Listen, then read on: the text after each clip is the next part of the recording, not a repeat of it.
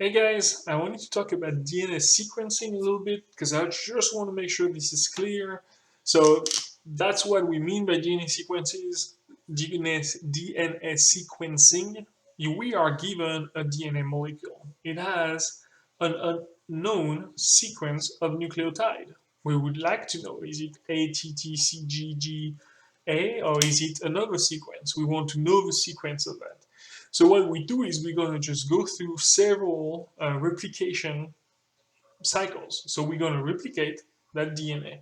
The way we do that is you have to put it in a little mix that has the primer to initiate the replication, right? You can review the video on a replication that we talked about.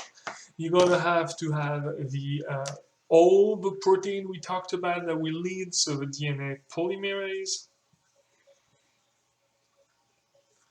If it's a double-stranded DNA, you're going to need to have the helicase as well. Remember the zipper that opens up the DNA? It's only if needed. You're going to need to have the binding protein.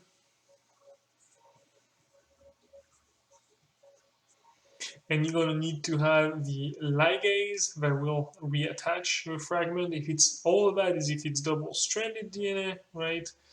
You're going to need to have all what's needed to do that replication.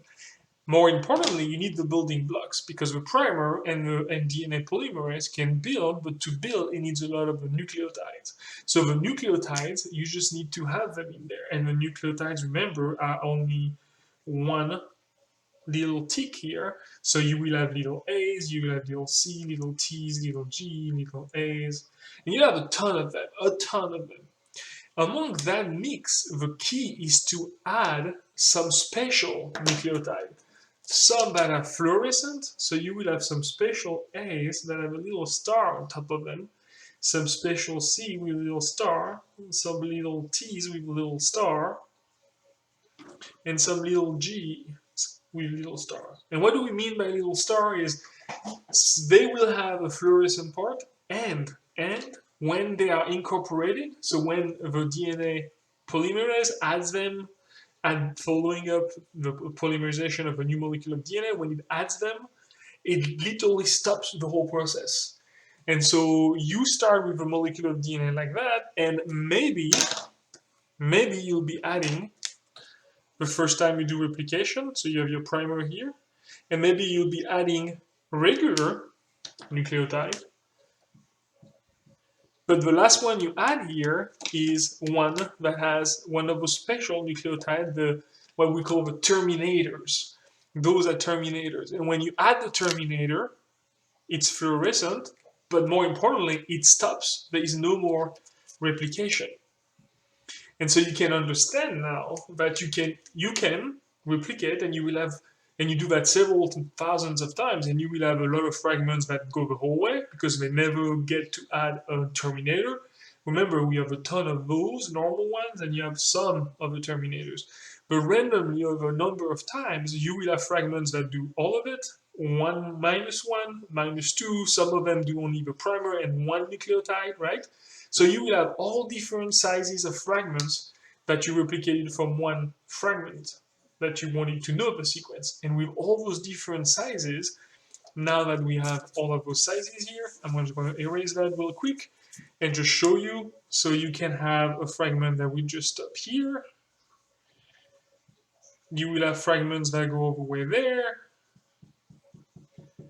You will have fragments that do the whole thing. You get the idea, right? And all those different sizes, they can be run through that microcapillary that you see in the PowerPoint. The microcapillary, those fragments migrate through the capillary. And of course, you imagine that the smaller is the fragment, the faster it goes through the capillary. So the small fragments make it through faster than the longer fragment. And along that capillary, along the way, there is a laser. So if I draw here the capillary, and that laser here points at that part here. So we already established that all those fragments won't move at the same speed. The small ones will move faster, the big one will take more time, right? When the fragment reaches the laser hits the fragment, and the last nucleotide, right? It's fluorescent, remember? Because the last nucleotide is one of those terminators. And so you will be able to read a different color for each terminator, A, C, T, or G. So you will start, when the DNA molecules go through, you will start seeing maybe A, then B, then, A, then C, then G's, then T's. And you can keep reading those, and effectively, because the fragments of different size move at different speed, you are literally reading the sequence of that molecule, starting with the first molecule, the first DNA nucleotides after the primer, then the next one, then the next one, then the next one, then the next one, because the bigger the DNA, the slower it goes through the capillary. And so you're literally reading the DNA like that.